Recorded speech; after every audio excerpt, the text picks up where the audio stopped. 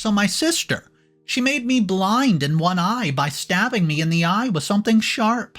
Crazy, right? So years later, I sleep with her fiancé, and I get pregnant, and I want to know, am I in the wrong? I know, I'm skipping ahead of a lot of details, so let me fill you in. I'd been picked on and mistreated my entire life. My own family has made my life a living hell, and I'm sick and tired of it. You can all call me OP. I'm 23 and female, and I just need to vent and get this all off my chest. So it's going to be quite a long post, and I would appreciate any advice that you're all willing to give me, because I feel like I'm losing my mind here. I feel so isolated and alone, and to put it mildly, I've not had the most normal family dynamics in my life. In fact, that would be the understatement of the year. See, my sister Carrie has been the bane of my existence since I was a little girl. And even when well into adulthood, she has done nothing but find ways to mess me up. It all goes back to the horrible accident I had as a child, which was not much of an accident at all, but rather Carrie showing off her abusive tendencies that would only get worse as we get older. I had a normal relationship with my sister Carrie. She was the younger sibling, so she was always quite a bit spoiled. My parents had certainly babied her, but it was nothing too out of the ordinary. Everything changed after the horrible accident that I had. Well, you see, Carrie has a violent and abusive streak that she's managed to keep my parents from either noticing or even being concerned about. Carrie and I got into a fight when we were children. This was nothing completely out of the ordinary. We, would all have scuffles all the time, as many siblings are inclined to do, but this fight was more extreme than the ones before. The fight has been getting worse and worse and growing in violence and severity, until that fateful day came along and changed my life forever. Carrie got so angry at me during this particular fight that day that she stabbed me in the eye. The pain was unbelievable, and I immediately lost my vision entirely in one eye. There was nothing the doctors could do to save it. I was permanently blind in one eye, and had to rely on my other eye entirely just to see and move around in the world. Imagine being a little girl with her entire future ahead of her, and your sister has such poor self-control that she stabs you in the eye. So, the doctors were able to get me a glass eye that I could wear in public. But it was still immediately noticeable to anybody who got close to me that, it's a prosthetic eyeball and not my real one. What did my parents think about all this? Their lack of care and concern still bothers me to this day. They did not even punish my sister for her horrible actions, and in fact, we both got in trouble for fighting, and I was even chastised by my parents shortly after the incident for supposedly having a bad attitude and hurting my little sister's feelings. How could they think Carrie's meager feelings were worth more than their first daughter's eye? I could never explain. She's been a master manipulator since birth and was able to convince my mother and father that she was somehow the victim in all this. Meanwhile, what about me and my glass eye? Well, you can imagine having a prosthetic eyeball certainly made me stand out quite a bit at school. I've never been an unattractive or particularly nerdy girl, but many of you are likely quite aware of how cruel children can be to those who are even slightly different from the established normal. Having one eyeball made things as simple as seeing the marker board or competing my gym class far more difficult for me. You see, I had to learn everything in life as if it were operating with one eye completely closed. Only those of you who have even come close to experiencing an accident such as mine would understand how difficult this is to live your life. Especially for a little girl who had no life experience. I would try to go to class on the first day of school and hide the fact that I had a prosthetic eyeball, but sooner or later it would always come up. And suddenly, even being around me was treated by my classmates as if it was poison, even being near me. The cruel taunts and abuse I received still haunt me to this day, and I even occasionally had teachers make careless, inconsiderate remarks about my prosthetic eye. All I ever wanted as a kid was to fit in and be treated like a normal kid, like everybody else. But Carrie made sure that was absolutely impossible. Did Carrie ever express any sort of guilt or remorse about this whole situation? No, never. Not even an iota of sympathy. Again, Carrie and my parents both seemed to operate under the misconception that I was not the victim in the situation. Even though I was the one who lost, my entire eyeball? Carrie would stand by and allow others to bully and taunt me. She even kept it hidden from our classmates that we're sisters. I mean, can you imagine such selfishness and cruelty? She aided in the rumors about me and even talked crap about me just to elevate her social status and get rid of any association she might have with me. The girl who had been deemed a blind freak by the entire school.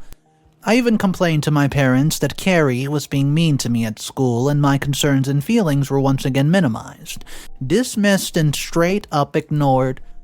My parents simply tried to explain away Carrie's behavior with excuse after excuse. But once again, I heard the same old stories about how this was just sisters being sisters. Yeah, right. I remember once when my own mother told me I simply needed to, quote, get over the fact that Carrie had ruined my eyeball and subsequently turned me into a social pariah at school. I had a sad childhood and teenage experience riddled with anxiety and depression. It was always difficult for me to fit in. Things were just as bad at home as they were at school. My parents continued to show preferential treatment to Carrie as she managed to manipulate them at every turn. Carrie is one of those people who turns everything into something about her. She acts as if she's the center of the universe. Well, my parents have never really properly disciplined her or anything like that. If anything, they simply enabled her to become the entitled and foul narcissist that she has become to this day. Once I realized that my social life was never going to flourish, with Carrie and all the cruel fools at school terrorizing me every step of the way, I decided to dedicate myself entirely to my schooling. That's right, I decided that if my own home and my own hometown were going to reject me, I was going to find a way to escape this place. So I set my sights on studying and getting good grades, and began looking at various state colleges even. I found the university of my dreams and focused on attaining my goal. I'd worked hard, guys, and I kept a job the whole time I was in high school. Frankly, getting some respect and recognition at my job, as miserable as it often was a good thing for me. Working and sticking to my studies provided me with a haven and a nice break from the hell that was my home and school life. As for what was Carrie up to during this period, well, she slacked. She had no interest in getting a real job, and she had no interest in even bettering herself, with education or anything, and as much as my parents spoiled her, I can't say I blamed her. Yet, they continued to treat her as if she was the golden child, pampering her and indulging her every whim. I wanted so badly to get away from my family that I moved into my college dorm room. As soon as I graduated high school, I did not even bother enjoying my last summer or whatever they say, because I knew the longer I stayed around my family, the more miserable I would become. So I moved into my dorm room straight away, and I immediately felt like an entirely different person. You see, when I moved into my new dorm room at college, I realized people were suddenly nice to me. It was such a jarring, unusual experience, and I must admit I was skeptical and suspicious about people's motives. But no, I started making actual friends, and I even realized that Carrie's presence and her constant rumors about me only made me seem like more of a freak and a pariah. It didn't help that Carrie was a popular girl at school who was on the cheerleading team and got all the cute boys. But once I got into college, suddenly I started attracting males' attention. Classmates were inviting me to study or simply go out to eat and have a pleasant social interaction. Without Carrie and my parents around to make life harder for me, I suddenly realized I was, for the first time in my life, feeling somewhat happy and content. I excelled in all my classes and continued making friends and generally just having a good college experience. So let me tell you about my college boyfriend, Craig. I'll admit, perhaps I was a little clingy with Craig, but he was and still is my first serious boyfriend. I've never had a guy be so nice to me. He didn't even ask me about my prosthetic eyeball until, well, after we've been dating for a bit. We fell in love and we fell for each other fast and hard.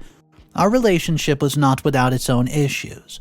We certainly had bumps in the road along the way, as all young relationships do, but I truly thought I was going to marry Craig someday. We even proudly displayed our relationship all over social media. And guys, as bad as it might sound, there was a part of me that wanted to make my family jealous. I knew Carrie and my parents never thought I could find a good boyfriend. I thought Craig was perfectly compatible with me in every possible way. Unfortunately, life does not always work out the way that we want. And during my, the senior year of college, things started to change between Craig and me. He suddenly became distant. He wasn't responding to my messages as often, and I had a bad feeling in my gut even. I tried to ignore it, but the signs were there. Eventually, Craig announced to me that he was leaving me. I couldn't believe it. We were so close to the end of our graduation, but he announced that he had found another woman and was moving somewhere else to live with her. To say that I was heartbroken and betrayed, that would be an understatement. I was devastated, and it took all the energy I could muster to simply finish the semester. Still, I graduated with excellent grades. I was destined to start my career very, very soon. And I was trying so hard to pick the pieces from Craig dumping me and carrying on with my life and focus on the positivity and the aspects of it. This all leads to why I'm even writing this post for you guys today. I recently decided to get an apartment in my old hometown. I knew I could not stand living with my family again, and I definitely didn't feel like seeing Carrie beyond the usual familial obligation. I didn't feel like seeing my parents either, so I decided to get an apartment because I could not quite afford to live in a preferred city of mine. It was tough saying goodbye to the friends that I've made along the way in college because I knew that we were all moving back to different cities. See, I managed to get everyone's contact information and focused on moving on with my new life. Well, not long after returning home from college, I visited my family. Much to my chagrin, Carrie was still living at home with our parents. She still did not have a job. She had made no effort towards getting a job or going to college and finding a real career. Not to sound too conceited, but I had quite obviously outperformed her in just about every metric. I thought my parents would at least be curious about my new apartment, my career plans, and all that fun that I've been having in college, but no. Instead, it all seemed like Carrie and my parents wanted to talk about was how Carrie had just found a new hot guy. I quickly grew tired of hearing about it. It felt as if my entire family was trying to rub it in my face. The fact that I was now single again, and I got sick of it and came up with an excuse to leave. It was time to enjoy my new apartment, and at least I had control over that environment. And having my own apartment allowed me to have some peace from Carrie and my crazy parents. Well, now I realize why Carrie kept stressing her, quote, new hot guy so much. Quite conveniently on their part, neither Carrie nor my parents remembered to mention the name of this new man of Carrie's, who was supposedly so dashing, so dreamy and handsome. Well, an old friend from college sent me a text message while I was chilling out in my new apartment. The text said, I have something to show you, and I didn't know if you were going to like it. Well, guys, I had a bad feeling about this text message right away. I reluctantly asked for more details, obviously, and that's when my friend sent me a photo from Facebook. Well, the photo made my heart sink in horror. There it was. Craig had recently gotten into a relationship with Carrie on Facebook, and there were pictures of all over Craig and Carrie. Their social media pages were blowing up. What's funny is that Craig told me that, when he dumped me, that he was deactivating his Facebook. Turns out he was just hiding his love affair with my foul sister. Yeah. I'm still shaken by this, guys. I do need some advice from you people, if you just want to throw it my way. Well, to make matters even worse, Craig is living in my town. I don't know what I'll do if I see Craig in a bout with Carrie. I know Carrie must have had something to do with this, and it was so out of character for Craig to have just dropped me like a hot potato right there at the end of our senior year of college. So guys, let me ask you, what do I do?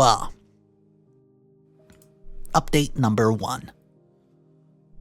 Hello everyone, OP here again with another update for everybody. I had a lot of great advice and detailed comments to read, and I feel a little less alone in this world, knowing that many of you can relate to having horrible family members and horrible siblings like I do. I also got a lot of good advice from many of you as well. Some of you suggested that I should simply move on and focus on my life. Many of you suggested that I should find some, ways to get revenge. I know revenge is not always the healthiest thing that one should focus on, but I must admit, I'm becoming obsessed and incensed with all this drama. I know Carrie is only pulling this crap on me and manipulating Craig in order to hurt me, so I hatched up a little plan of my own. I'm done taking everything and being a doormat for my family, so I decided to shoot a friendly text message to Craig since I still had his phone number from college. It was an innocuous text with no insinuation of foul play or anything nefarious. I simply asked Craig how he was doing, and let him know that I was in town if he wanted to catch up as friends. Honestly, I assumed Craig would not even respond to the request, but I was certain Carrie had filled his head with all sorts of lies. And deep down, I had a feeling that Craig's relationship with Carrie had in fact started while I was still dating him. I got the feeling he would likely want to avoid me. A couple of hours passed by with no response at all. Finally, I heard my cell phone ding, and I rushed to the phone, and it was a text from Craig, can you believe it? He went ahead and said that he would be perfectly fine with meeting up for a drink or two at the local bar. He said he was relatively new in town and would not mind having me show him around a bit. Well, I dressed up in my finest dress, one that Craig always loved when I would wear the dress on our dates with each other. I picked a nice bar in town. Admittedly, I was quite nervous, but I wanted to put on my best plan into action. One flaw Craig did have when the two of us were dating each other was how much he liked to drink alcohol. I mean, don't get me wrong, I like having a few drinks myself, but Craig could truly knock 'em back. I knew once we got into the bar and the drinks started flowing, Craig would not be able to stop himself from getting drunk. It was a bit awkward when I walked into the bar and saw Craig sitting at the counter as handsome as ever.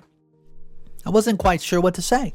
I decided to stick to a script of mostly innocent questions and just avoid the subject of my family or my sister, Carrie. Clearly, Craig had some sort of residual guilt from how we have broken up, because Craig made sure to mention that he, quote, did not want any hard feelings, over and over, and, about the fact that he was dating Carrie. I smiled coyly and told him there's no problem. I said I was fine being friends, long story short. Craig ended up at my apartment last night after I got him drunk as a skunk. We made love, and oh boy, I got Craig right where I wanted him. Guys, I'll be back with an update soon. My plan is not over just yet. Update number 2. Hello everyone, OP is back for yet another update. Many of you in the comments acted disappointed in my behavior, but I don't care. It's time for me to get the revenge I've always deserved. The night at my apartment after Craig and I met up for a drink at the bar has, not been our only encounter so far. In fact, we've been regularly meeting up so we could sleep together behind Carrie's back. I know I should probably feel bad about it, but I don't. I mean, would Carrie feel bad about her behavior if the roles were reversed? Doubt it. I even decided to meet up with the family for a family function today.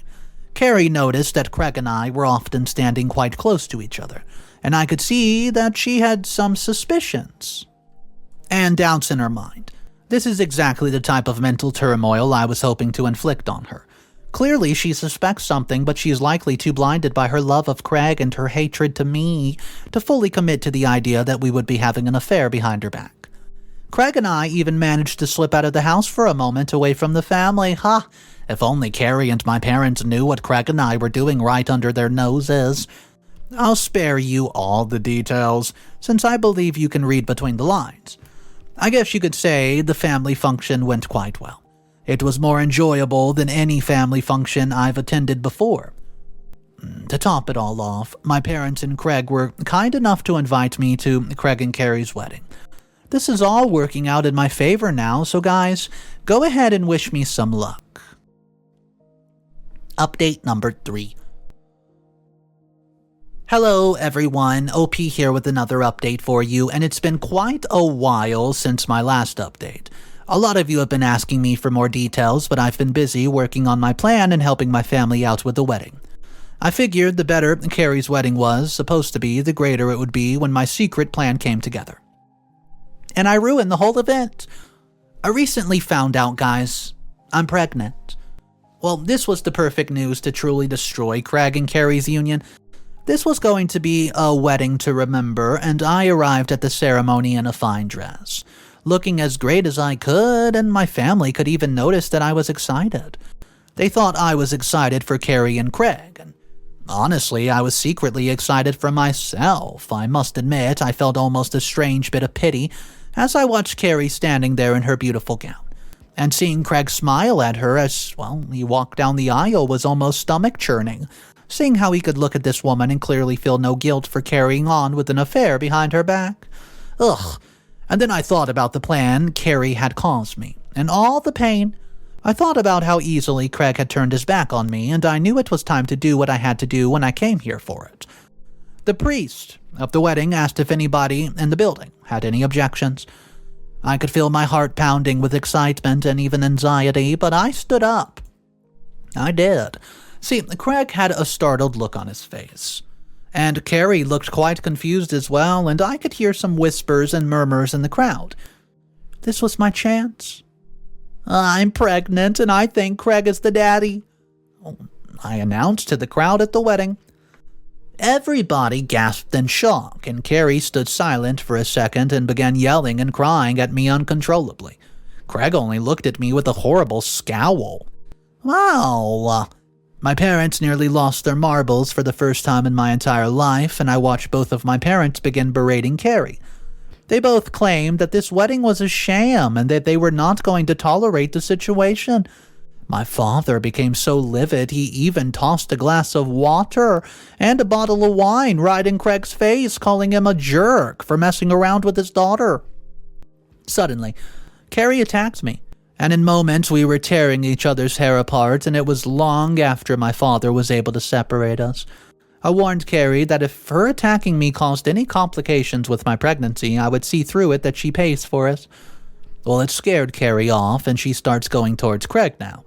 I wanted to see a little longer to know whether she attacked him or not, but I didn't stay. It was clear my work here has been complete.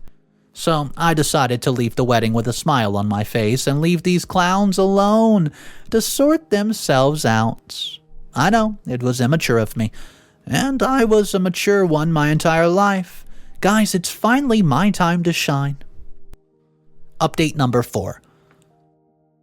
Hey guys, I do have another update for you, thanks to everyone who's read this far. I feel a lot better getting my revenge on Carrie and Craig.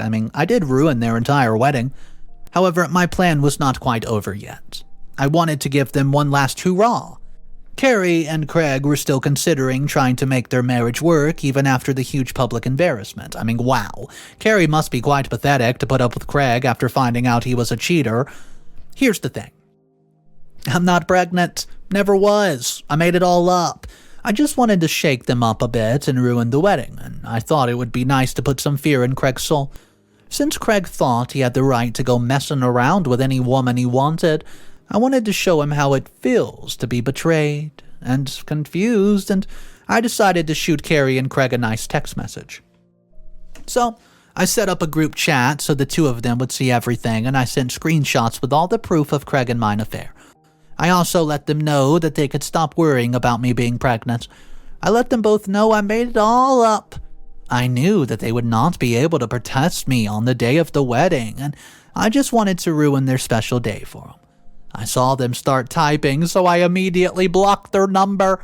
Guys, I have no use for whatever they were going to say. Let me know, do you think I went too far? Guys, today's story was just absolutely insane. First of all, the eye accident. Could you imagine losing your eye because your sister, when you guys were kids, just lost her temper and literally stabbed you in the eye? First of all, that was one of the craziest openings to a story we've seen in quite some time, and honestly, I want to know if you think that impacted how OP acted later on in the story, because we know what all went down with this one. Anyways, guys, my name's Mr. Reddito, and I hope you enjoyed today's story. But real quick, if you're new to the channel and you want to see some more of these, or maybe you've been here for a while and you haven't subscribed yet, guys, just know only about 20% of people who watch the stories are actively subscribed, and it only takes a second to click that button. It does support me a lot, and I thank you guys for that, because these stories, they put a lot of energy out of me. And I love doing it, but at the end of the day, if you can hit that subscribe button, it means a lot, guys. Have a great day. I'll see you tomorrow, and of course, remember, it's cool to be kind. See ya.